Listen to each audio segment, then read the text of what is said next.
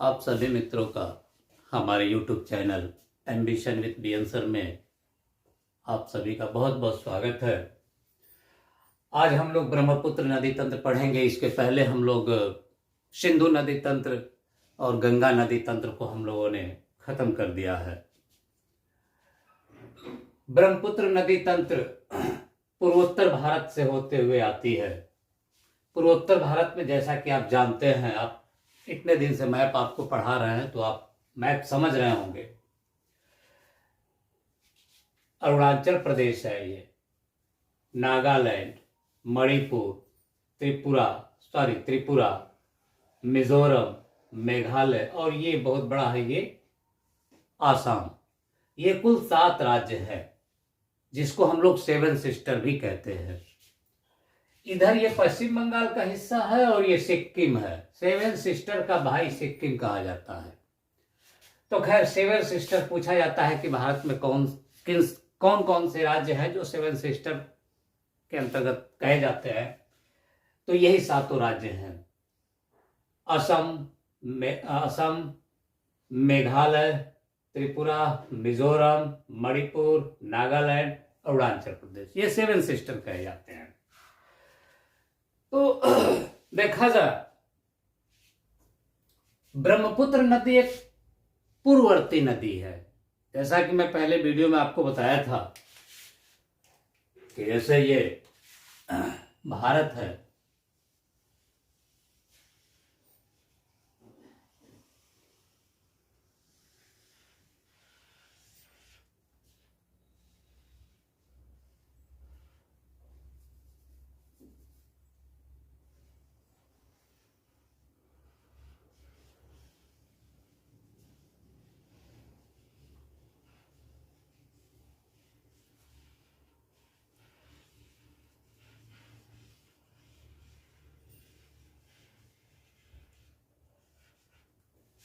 तो आप को मैंने पहले बताया था कि भारत की 3 नदियां पूर्ववर्ती नदियां कही जाती हैं। यहाँ जो है यहाँ से सिंधु नदी है, फिर यहाँ से जो है आपकी जो है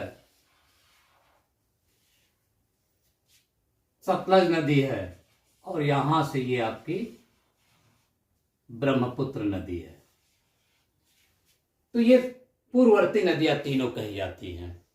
ठीक, एक जो है ये चेमायोंगडम ग्लेशियर से निकलती है, दूसरी जो है मैंने आपको बताया था झील से निकलती है, फिर ये मानसरोवर झील से निकलती है सिंधु। तो ये तीनों को हम इसलिए कहते हैं क्योंकि जब हमारा हिमालय का विनिर्माण हो रहा था उसके पहले से ये नदियां मौजूद थी, इसलिए इसको हम लोग पूर्ववर्ती नदियां, इस तीनों नदियों को हम लोग पूर्ववर्ती नदी कहते हैं। क्यों? क्योंकि ये हिमालय का निर्माण जब हुआ उसके पहले से, यानी उत्तर में स्थित है, तो उसके पहले से ये जो है आपका कैलाश पर्वत है, कैलाश पर्वत के पास जो है ये तीनों जगह है, और 3 जगहों से जो है ये तीनों नदियां निकलती थी। ये नदियां कभी यहाँ ऐसे बहते हुए टेथी सागर में गिरा करती थी। जो ये हिस्सा टेथी सागर का है वहां ये गिरा करती थी, लेकिन जब हिमालय बना तो हिमालय के पैरेलल इस तरह से नदियां हो गई। ठीक, और जब यहां से जब हिमालय मुड़ा तो ये नदी भी मुड़ गई। इधर से भी जो है नंगा पर्वत के बाद से ये सिंधु नदी मुड़ गई। तो कुल मिलाकर के ये 3 नदियों को हम लोग, मेरा मतलब ये है कि इसी 3 नदियों को हम लोग पूर्ववर्ती नदी कहते हैं। तो मतलब ये कि ब्रह्मपुत्र नदी भी पूर्ववर्ती नदी है, जो कि पहले कभी टेथी सागर में गिरा करती थी, लेकिन जब हिमालय का निर्माण हुआ तो यह नदी जो है पश्चिम से पूरब जाने लगी। उसके बाद यह नदी जो है कैलाश पर्वत के चेमायोंगडम ग्लेशियर, ब्रह्मपुत्र नदी कैलाश पर्वत के चेमायोंगडम ग्लेशियर के एक छोटे से पार्ट आंगसी ग्लेशियर से निकलती है। मतलब आपसे तीनों चीज दिया जा सकता है। ब्रह्मपुत्र नदी कहां से निकलती है, तो कैलाश पर्वत भी ऑप्शन में आ सकता है, चेमायोंगडम भी ऑप्शन में आ सकता है, आंगसी ग्लेशियर भी ऑप्शन में आ सकता है। तीनों में से एक कोई ना कोई एक रहेगा ऑप्शन में। तो ब्रह्मपुत्र नदी कैलाश पर्वत के चेमायोंगडम ग्लेशियर में स्थित आंगसी ग्लेशियर से निकलती है। चेमायोंगडम ग्लेशियर का ही एक पार्ट है आंगसी ग्लेशियर।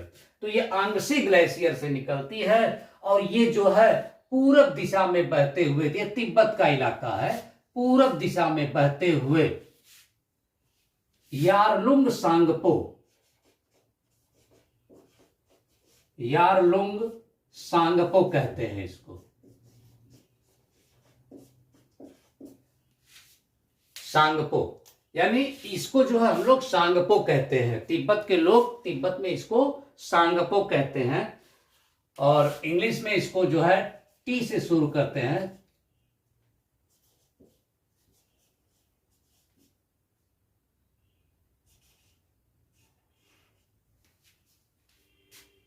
तो सांगपो, ठीक है।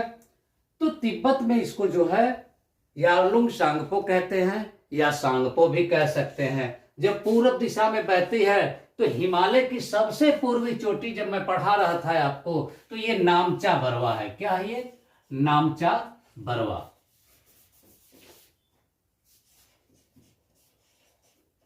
नामचा बरवा, नामचा बरवा के पास यू आकार का टर्न बनाती है। नामचा बरवा के पास यू आकार का टर्न बनाती है और भारत में यहां पर दिहांग गार्ज का निर्माण करती है। भारत में दिहांग गार्ज का निर्माण करती है। दिहांग गार्ज, दिहांग गार्ज, दिहांग गार्ज का निर्माण करती है। दिहांग गार्ज मतलब मैंने आपको बताया था कि गार्ज इस तरह से होता है, जैसे यहां पर्वत है, बीच से जो है ये नदी जो है उसमें काट करके वो उस पार से इस पार नदी आ रही है, तो इसी को हम लोग, ये खड़ा कगार होता है, इसको आई आकार की घाटी भी कहते हैं। तो ये जो है गार्ज है। तो इस तरह का जो है महान हिमालय को, मुख्य हिमालय को काट करके दिहांग गार्ज का निर्माण करती है ब्रह्मपुत्र नदी। कहां? अरुणाचल प्रदेश और तिब्बत के बॉर्डर पर। कभी कभी प्रश्न आता है कि किस ये ब्रह्मपुत्र नदी जो है किस गार्ज के समीप से निकलती है, तो दिहांग गार्ज से निकलती है। उसके बाद जब ये अरुणाचल प्रदेश में कहते हैं, जब यह नदी अरुणाचल प्रदेश में आती है तो इसी को कहते हैं दिहांग नदी। दिहांग नदी, दिहांग नदी कहते हैं। यहां सादिया है, सादिया,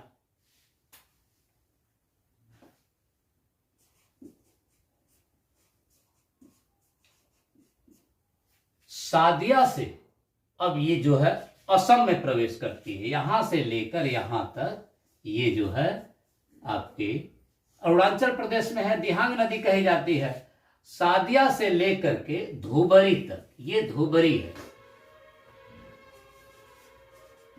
धुबरी, सादिया से लेकर के धुबरी तक ये असम में बहती है। असम में इसी नदी को ब्रह्मपुत्र कहते हैं।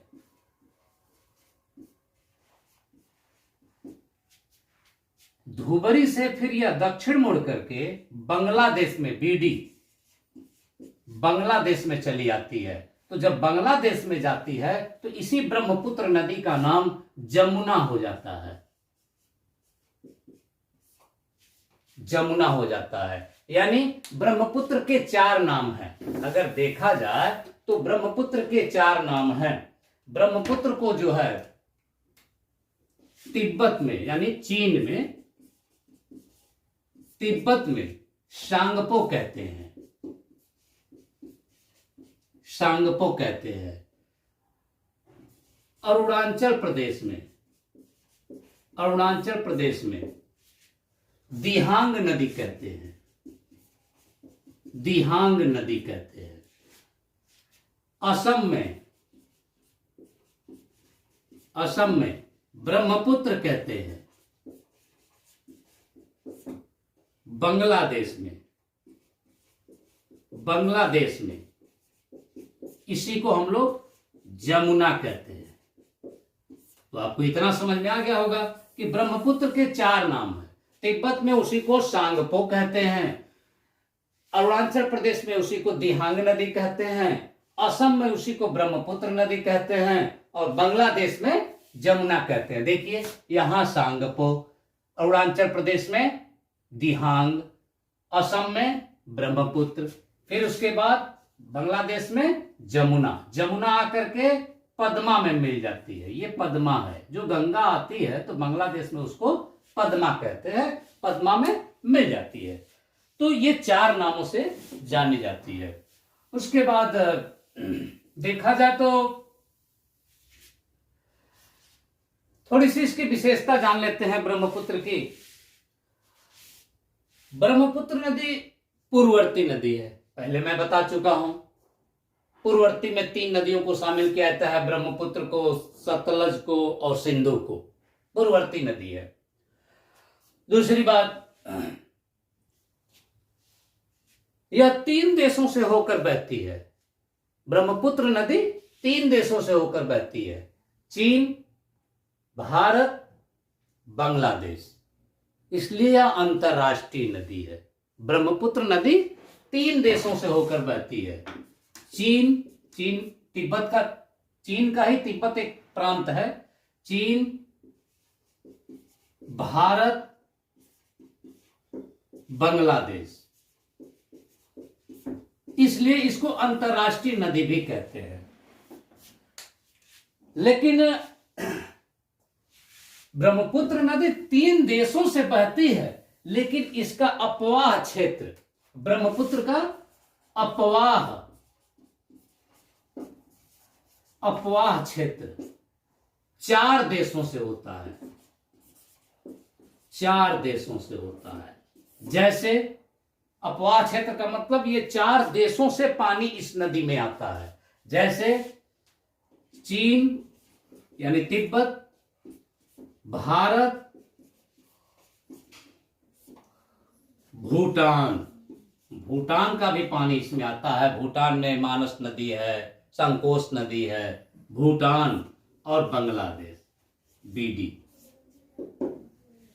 तो यानी अगर ये पूछे कि ब्रह्मपुत्र नदी कितने देशों से होकर जा रही है, तो 3 देशों से होकर जा रही है। फिर ये पूछे अगर आपसे कि ब्रह्मपुत्र नदी का अपवाह क्षेत्र कितने देशों में है, तो 4 देशों में है। देखिए ये भूटान है, भूटान का भी पानी इसमें मानस नदी द्वारा आता है, संकोश नदी द्वारा आता है। इधर ये तिब्बत का क्षेत्र चीन का है ही। तो यानी अपवाह क्षेत्र अगर देखा जाए तो 4 देशों में इसका स्थित है।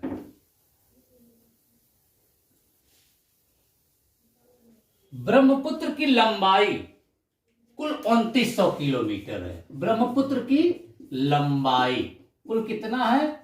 2900 किलोमीटर। यानी यहां आंगसी ग्लेशियर से लेकर के यहां तक, जमुना तक, ठीक है, 2900 किलोमीटर है। लेकिन अगर भारत में देखा जाए तो यह दिहांग गार्ज से लेकर के और धुबरी तक, दिहांग गार्ज से लेकर के धुबरी तक, यानी यहां से यहां तक कुल भारत में 916 किलोमीटर, भारत में 916 किलोमीटर की लंबाई है इसकी, यहां से लेकर धुबरी तक, यानी दिहांग गार्ज से लेकर धुबरी तक भारत में ब्रह्मपुत्र की लंबाई कितनी है? 916 किलोमीटर है।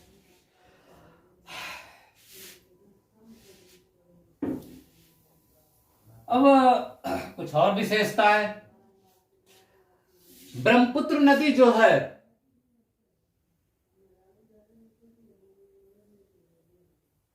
ऊपर से जब आती है तो बहुत ज्यादा मिट्टी काट करके ले आती है। और ये असम का जो है ब्रह्मपुत्र की घाटी है। अब जैसे ये पठार है, शिलांग पठार है, इधर हिमालय की पहाड़ी है। इसको इस तरह से समझा जा सकता है, जैसे मान लीजिए ये शिलांग पठार,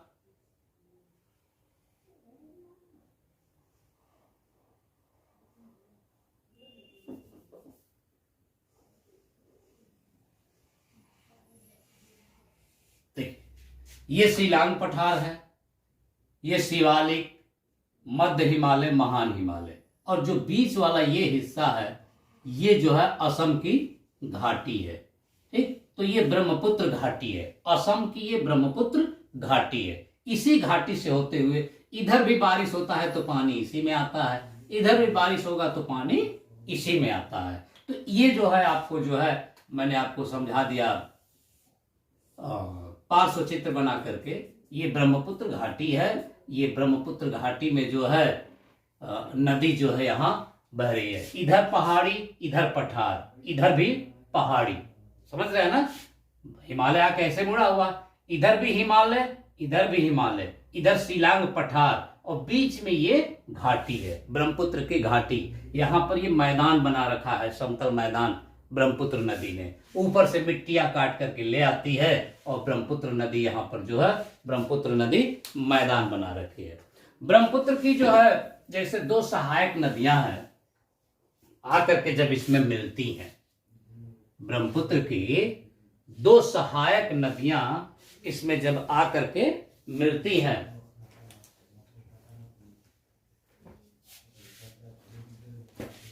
जैसे ये देखिए, ये लोहित, ये पहले दिबांग,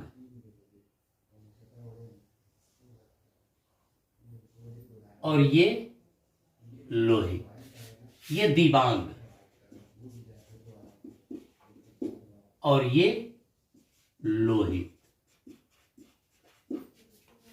दिबांग और लोहित सादिया से थोड़ा सा पहले असम में ही एक पासी घाट, क्या है इसका नाम यहां लिख देते हैं, पासी घाट नामक स्थान पर दिबांग और लोहित दोनों नदियां आकर के इसमें मिलती हैं। तो इधर से ये नदी पानी ला रही है, इधर से भी ये दोनों नदियां पानी ला रही हैं, और दोनों नदियों का पानी जब यहां आकर के पासी घाट पे मिलता है तो इसमें जो है ब्रह्मपुत्र में बहुत ज्यादा पानी हो जाता है, तो नदी की चौड़ाई बढ़ जाती है।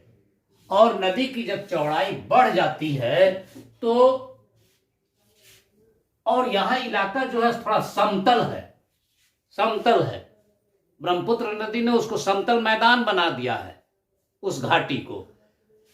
तो यहां पर जो है ब्रह्मपुत्र नदी की विशेषता यह है कि गुम्फित मार्ग बनाती है। कौन सा मार्ग? गुम्फित।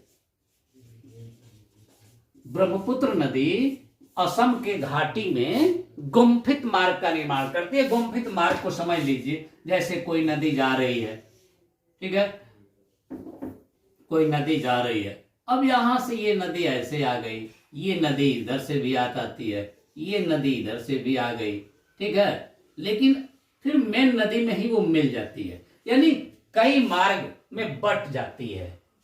ब्रह्मपुत्र नदी असम में कहीं कहीं पर गुम्फित मार्ग का निर्माण करती है, और इसी गुम्फित मार्ग में बीच बीच में टापू है, या उसको द्वीप कह लीजिए। बीच बीच में क्या है? ये टापू है। इसी को जो है नदी द्वीप कहा जाता है। जैसे देखिए यहां पर माजुली है, माजुली क्या है? ये माजुली दुनिया का सबसे बड़ा नदी द्वीप, जिसका नाम Guinness book of world record में भी शामिल है। माजुली ये नदी द्वीप है। ब्रह्मपुत्र नदी की चौड़ाई असम में बढ़ जाती है, कहीं कहीं इसकी चौड़ाई 8 किलोमीटर तक देखने को मिलती है। तो ब्रह्मपुत्र नदी के बीच बीच में छोटे छोटे नदी द्वीप पाए जाते हैं, और इस नदी द्वीप में सबसे बड़ा नदी द्वीप का नाम है माजुली, और माजुली विश्व का सबसे बड़ा नदी द्वीप है। इसके बाद जो है सबसे छोटा नदी द्वीप विश्व का देखा जाए तो उमानंद, उमानंद सबसे छोटा नदी द्वीप उमानंद। बस ये दो ही आपको याद रखना। वैसे तो छोटे छोटे कई द्वीप हैं, जैसे एक लैफीस भी वहां कोई द्वीप है, लेकिन आपको दो ही याद रखना है। विश्व का सबसे बड़ा नदी द्वीप माजुली, और उसके बाद ये है सब विश्व का सबसे छोटा द्वीप उमानंद। उमानंद जो है दुनिया का सबसे छोटा नदी द्वीप है, जबकि माजुली जो है दुनिया का सबसे बड़ा नदी द्वीप है। अब आते हैं हम लोग जरा ब्रह्मपुत्र नदी की कुछ और सहायक नदियों को देख लेते हैं। ब्रह्मपुत्र नदी की और सहायक नदियों को हम लोगों ने देखा था, जैसे कि ये दिबांग नदी। दिबांग नदी भी आपकी जो है तिब्बत से आती है, और मिशमी की पहाड़ियों को काटते हुए पासीघाट में आकर मिलती है। उसी तरह लोहित नदी भी तिब्बत से आती है, लोहित नदी, और ये भी जो है पासीघाट में आकर के ब्रह्मपुत्र नदी से मिल जाती है। अब हम लोग जरा देखते हैं, ब्रह्मपुत्र नदी इधर से जा रही है तो दाहिने साइड की नदियों को पहले शुरू करते हैं। तिब्बत से एक नदी आती है, तिब्बत से, जिसको जो है हम लोग कहते हैं सुबानसिरी। तिब्बत से एक नदी आती है जिसको हम लोग कहते हैं सुबानसिरी। सुबानसिरी नदी जो है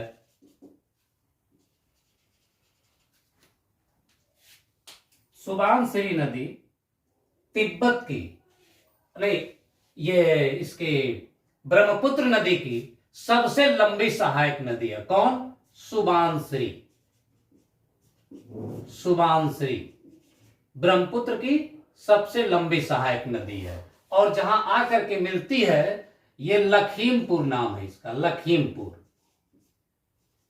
एक लखीमपुर यूपी में भी है, लखीमपुर, लखीमपुर में आकर के यहां मिल जाती है। सुबानसिरी ब्रह्मपुत्र की सबसे लंबी सहायक नदी है। उसके बाद देखा जाए तो यहां तवांग है, तवांग जगह है, जहां पर तवांग से बोमडिला दर्रा यहां पर है, तो यह तवांग है। तवांग से एक नदी निकलती है जिस नदी का नाम है कामेंग। तवांग से एक नदी निकलती है जिस नदी का नाम है कामेंग, और कामेंग जो है इसको कहते हैं कामेंग।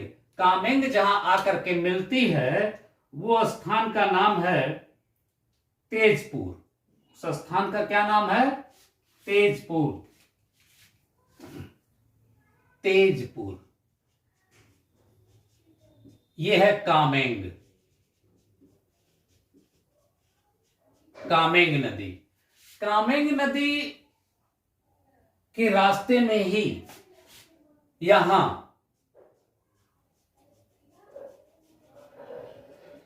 काजीरंगा, काजीरंगा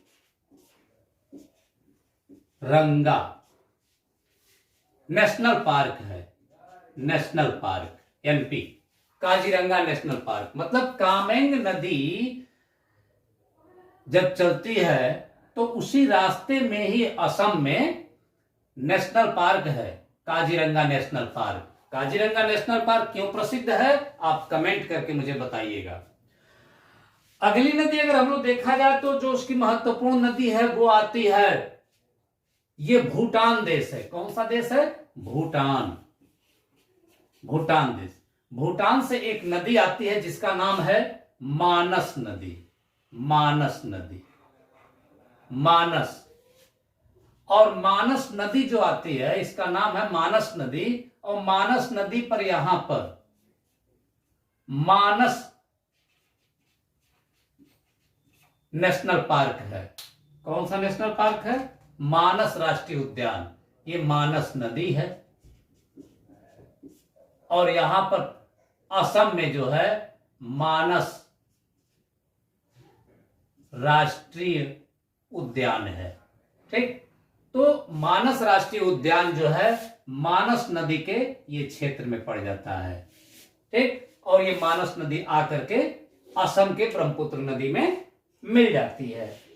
उसके बाद देखा जाए तो एक और नदी है, वो भी आती है भूटान से, और भूटान की सबसे लंबी सहायक नदी है, भूटान की सबसे लंबी नदी है। इसका नाम है संकोस। क्या नाम है इसका? संकोस। संकोस। संकोस जो है भूटान से आती है और आकर के धुबरी के पास मिल जाती है। और इसकी एक और विशेषता है, भूटान की सबसे लंबी नदी है संकोस, और ये जो है इधर वेस्ट बंगाल और इधर आसाम, तो ये दोनों का बॉर्डर बनाती हुई आती है, दोनों का बॉर्डर बनाती है। कभी कभी प्रश्न आता है कि वेस्ट बंगाल और आसाम के बीच कौन सी नदी बॉर्डर बनाती है, तो संकोस नदी बनाती है बॉर्डर, ठीक है। तो संकोस भी आकर के धुबरी के पास आकर के मिल जाती है, और इस धुबरी के पास से ही जो है फिर ये बांग्लादेश में चली जाती है, जहां इसको हम लोग कहते हैं जमुना। क्या कहते हैं? जमुना। तो अब एक और नदी हम लोग देखते हैं, ये है आपका सिक्किम, भारत का सिक्किम प्रदेश। सिक्किम में यहां एक जेमू ग्लेशियर है। कौन सा ग्लेशियर है? जेमू ग्लेशियर। जेमू ग्लेशियर। और जेमू ग्लेशियर से एक नदी आती है। तो जेमू ग्लेशियर के पास ही एक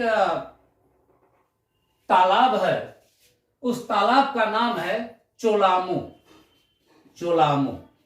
और भारत का सबसे ऊंचाई पर स्थित तालाब चोलामू जो है भारत का सबसे ऊंचाई पर स्थित झील है, जो कि लगभग 5330 मीटर की ऊंचाई पर स्थित है।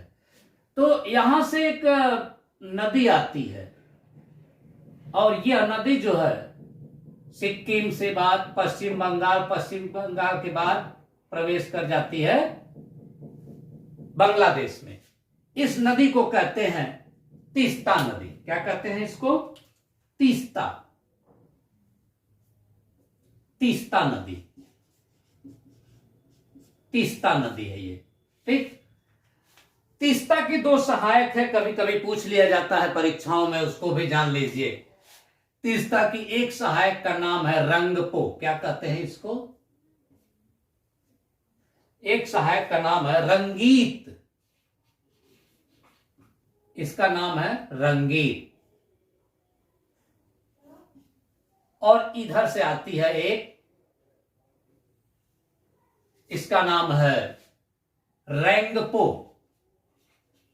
रेंगपो, ठीक है ना। मतलब जो तीस्ता नदी आ रही है जेमू ग्लेशियर से और चोलामू झील से, आपसे दोनों ऑप्शन पूछा जा सकता है कि तीस्ता कहां से आती है, तो उसमें या तो जो है दिया होगा जेमू ग्लेशियर या फिर दिया होगा चोलामू झील, दोनों में से कोई भी एक हो सकता है। तो वहां से आती है और ये जाकर के बांग्लादेश में जमुना से यानी ब्रह्मपुत्र से मिल जाती है। तीस्ता की दो मुख्य सहायक हैं, रंगीत और ये रेंगपो, दो सहायक, यही याद रखनी है। एक विशेषता और है तीस्ता की। तीस्ता की एक विशेषता यह है कि यहां पर एक पहाड़ी है, यहां पर एक पहाड़ी है जिसको कहते हैं हम लोग दार्जिलिंग की पहाड़ी। ये क्या है? दार्जिलिंग की पहाड़ी। दार्जिलिंग की पहाड़ी को काटते हुए आती है। तो जब दार्जिलिंग की पहाड़ी को काटते हुए आती है तो जो ये आ रही है तीस्ता, तो तीस्ता के इधर वाली पहाड़ी को टाइगर हिल कहते हैं। टाइगर हिल, ठीक है। इधर वाली पहाड़ी को टाइगर हिल और इधर वाली को कलिंगपो, कलिंगपोंग, कलिंगपोंग पहाड़ी कहते हैं। इधर वाली पहाड़ी को, ये दार्जिलिंग की पहाड़ी है, लेकिन दार्जिलिंग की पहाड़ी को जब ये पार करती है तीस्ता, तो उसके जो है तीस्ता की ये दाहिने साइड वाली पहाड़ी को टाइगर हिल और बाएं साइड वाली पहाड़ी को कलिंगपोंग पहाड़ी कहते हैं। तो जैसे ये कभी कभी पूछता है कि दार्जिलिंग पहाड़ी को दो भागों में कौन सी नदी बांटती है, तो तीस्ता नदी बांटती है। क्लियर? तो ये तो हो गई आपकी तीस्ता नदी। तो हम लोगों ने दाहिने साइड की नदियों में देखा धनश्री, जो सबसे लंबी सहायक नदी है किसकी? ब्रह्मपुत्र की। कामेंग, कामेंग नदी के रास्ते में ही काजीरंगा नेशनल पार्क है जो तेजपुर में आकर के मिलती है। मानस और संकोश, ये दोनों नदियां जो है आपकी भूटान से आती हैं, जो असम में मिल जाती है ब्रह्मपुत्र नदी में। संकोश नदी पर भारत के सहयोग द्वारा कई पनबिजली परियोजनाएं बनाई गई हैं। वो पनबिजली परियोजनाओं या परियोजनाओं के चैप्टर में आपको बताऊंगा मैं। उसके बाद ये है आपकी तीस्ता नदी। अब आते हैं हम लोग बाएं साइड से आकर के मिलने वाली नदियों के बारे में जानते हैं। तो बाएं साइड की नदियों में जो है, तो दिबांग और लोहित को मैंने बता दिया। अब आते हैं हम लोग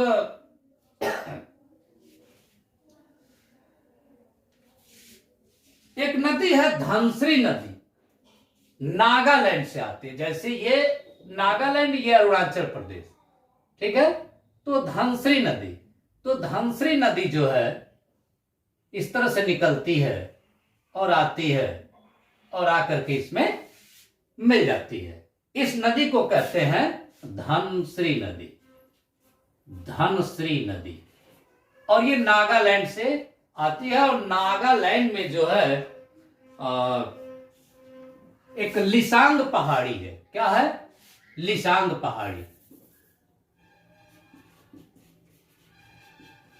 नागालैंड में एक लिसांग पहाड़ी है जहां से धनश्री नदी आती है और आकर के आपके असम में ब्रह्मपुत्र नदी में मिल जाती है।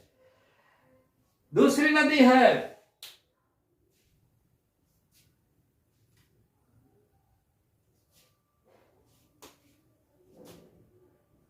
इस मेघालय की पहाड़ियों से आती है, कपिली नदी। कपिली, क्या नाम है इसका? कपिली, कपिली नदी। और ये कपिली नदी आकर के जो है असम के ब्रह्मपुत्र नदी में मिल जाती है। तो कपिली जो है असम के ब्रह्मपुत्र में जो मिल जाती है, ठीक है। तो इसी कपिली नदी के तट पर यहां पर जो है एक मंदिर है जिसको कामाख्या देवी की मंदिर कहते हैं। क्या कहते हैं यहां पर? कामाख्या देवी, कामाख्या देवी की मंदिर या फिर कामरूप, कामरूप मंदिर। यानी ये जो कामाख्या देवी की मंदिर है या कामरूप देवी की मंदिर है, ये कपिली नदी पर है, ठीक है, जो जाकर के जो है असम में ब्रह्मपुत्र नदी से मिल जाती है। उसके बाद अगर हम लोग देखें तो एक नदी है यहां से आती है, ये मणिपुर से, ठीक है, मणिपुर और ये नागालैंड के लगभग बॉर्डर से आती है और ये इस तरह से जो है, इस तरह से आती है, ठीक है। और ये मणिपुर की पहाड़ियों से आती है। इसी को कहते हैं हम लोग बराक नदी। क्या कहते हैं इसको? बराक।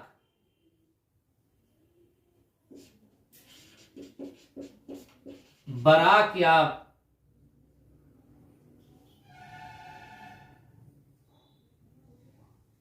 बराक या फिर इसको हम लोग मेघना भी कहते हैं। मेघना, मेघना नदी कहते हैं। तो देखिए क्या है मेघना। जब ये मणिपुर से चलती है तो इसको कहते हैं बराक। क्या कहते हैं? बराक। ये आसाम का हिस्सा है। जब आसाम में आती है, जब आसाम में आती है तो इसको कहते हैं सुरमा नदी। क्या कहते हैं? सुरमा नदी। इसी को कहते हैं, इसीलिए यहां कहते हैं सूरमा घाटी, तो इसको यहां सूरमा नदी कहते हैं।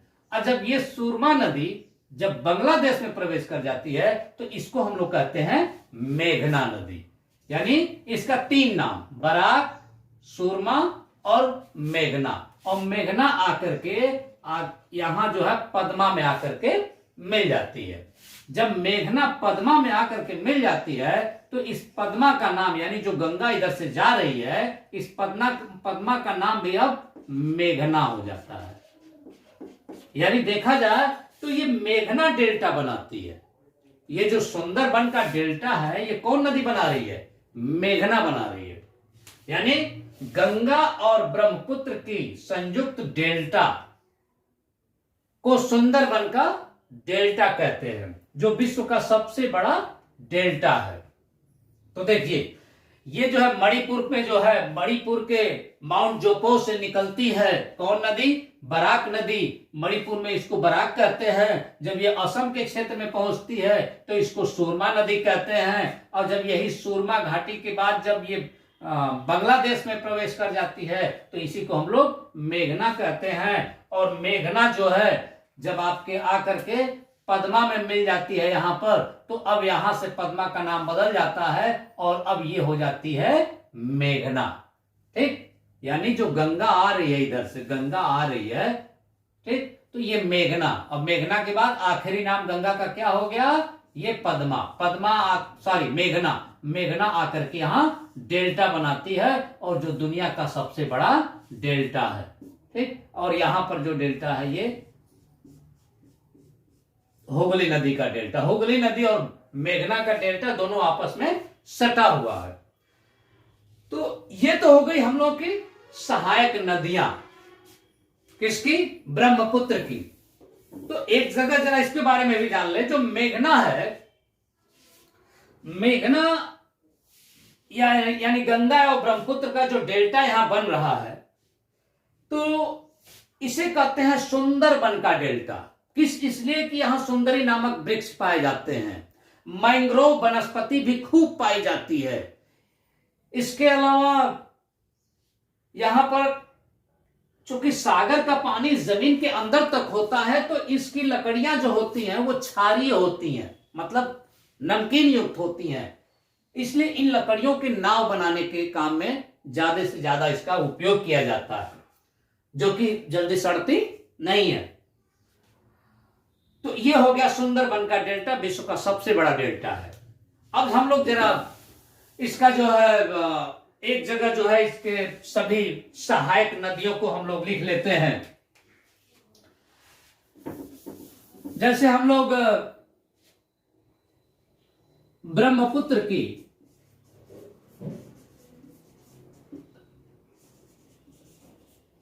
सहायक नदी, तो उधर से देखते हैं दिबांग,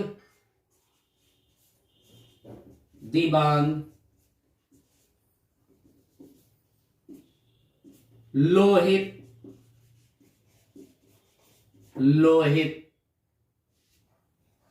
सुबांश्री, जो ब्रह्मपुत्र की सबसे लंबी सहायक नदी है, आती है तिब्बत के क्षेत्र से। उसके बाद कामेंग, जिसके रास्ते में जो है आपका काजीरंगा नेशनल पार्क है, कामेंग। उसके बाद मानस, उसके बाद संकोश। परीक्षाओं में पूछा जाता है कि संकोश किसकी सहायक है? संकोश। फिर है तीस्ता नदी, इधर हो गया। तीस्ता के बाद अब आते हैं इधर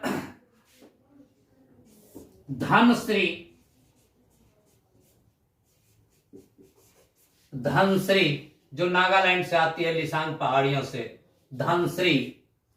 धनश्री के बाद कपिली,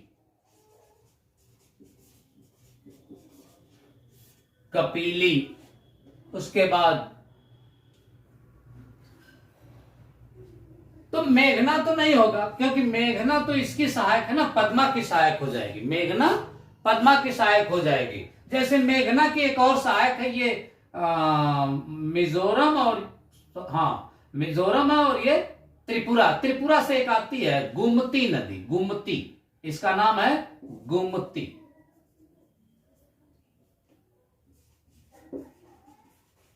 गोमती नदी त्रिपुरा से आती है और ये मेघना में मिल जाती है। ठीक है, तो गोमती आजकल चर्चे में इसलिए है कि यहां से यहां तक जो है नाव चलाने की लायक इसको बनाया जा रहा है, ताकि जो है अंतरराष्ट्रीय जलमार्ग का विकास हो सके, इसलिए थोड़ा चर्चे में है आजकल। ठीक है, तो गोमती को याद रखना है, कहां से आती है तो त्रिपुरा से आती है। किसकी सहायक है तो मेघना की सहायक है।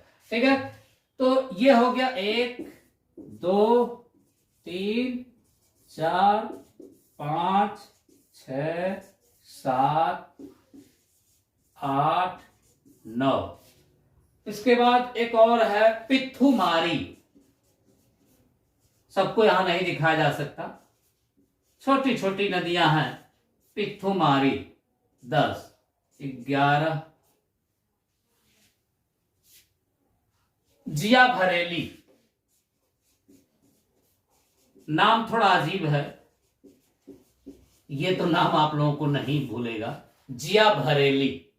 उसके बाद एक और है 12वां पगला दिया, ये भी थोड़ा अजीब नाम है, लेकिन क्या कीजिएगा, है तो हम लोगों को याद तो करना ही है, पगला दिया। तो ये आपकी जो है ब्रह्मपुत्र नदी की ये सहायक नदियां हैं।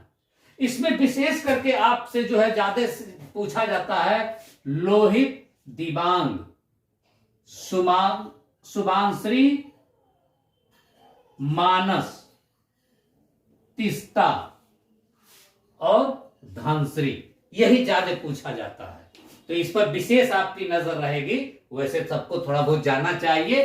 तो आज का ये हम लोगों का चैप्टर रहा ब्रह्मपुत्र नदी तंत्र, और मुझे उम्मीद है कि आपको बहुत अच्छी तरह से समझ में आ गया होगा। ये माजुली यहां है, उमानंद है। ठीक है, तो इस तरह से आपको अच्छी तरह से बहुत समझ में आ गया होगा। मुझे उम्मीद है कि आपको बहुत अच्छी तरह से समझ में आ गया होगा, और आप इसको जो है धीरे धीरे करके आप एक मैप ड्रा करके सब कुछ बना लीजिएगा, और इसको लिख भी लीजिएगा, और 1 बार 2 बार 3 बार वीडियो देखेंगे तो आपको अच्छी तरह से याद भी हो जाएगा। और एक चीज मैं भूल रहा था, ये रैंप घाटी में बहती है। किस में बहती है? रैंप घाटी में। और रैंप घाटी जो है, समझ लीजिए थोड़ा सा, नीचे का जो ये समतल वाला हिस्सा होता है जिसमें नदी बहती है, तो इस नदी के जो पानी के नीचे का हिस्सा जो एकदम समतल है, नीचे का हिस्सा एकदम समतल है, ठीक है ना, तो उसी को हम लोग कहते हैं, इसी को हम लोग कहते हैं रैंप। ठीक है, रैंप पर जो है, जो फैशन डिजाइनर जो है कैटवॉक करते हैं, ध्यान दिया होगा आपने, तो ये रैंप यानी एकदम समतल है, नीचे की तलहटी क्या है उसकी, एकदम समतल है। सादिया से लेकर धुबरी तक यह नदी नौकागम्य है, और national water way number 2, national water way number 2, ठीक है, नेशनल वाटर वे नंबर 2 यानी राष्ट्रीय जलमार्ग संख्या 2। कभी कभी पूछता है, तो भारत में सादिया से लेकर के धुबरी तक, जैसे राष्ट्रीय जलमार्ग संख्या 1 गंगा नदी में इलाहाबाद से लेकर के हल्दिया तक, हुगली नदी के मुहाने पर हल्दिया है, ठीक है, तो उसी तरह जो है national water way number 2 Sadia से लेकर धुबरी तक। मुझे उम्मीद है कि आपको मेरा वीडियो बहुत अच्छी तरह से समझ में आ गया होगा, और आप लोग जो लोग अगर नए हैं तो हमारे वीडियो को सब्सक्राइब करें, शेयर करें और लाइक करें। हम आपका सहयोग कर रहे हैं, इसलिए हम भी आपसे सहयोग के लिए अपेक्षित हैं। धन्यवाद।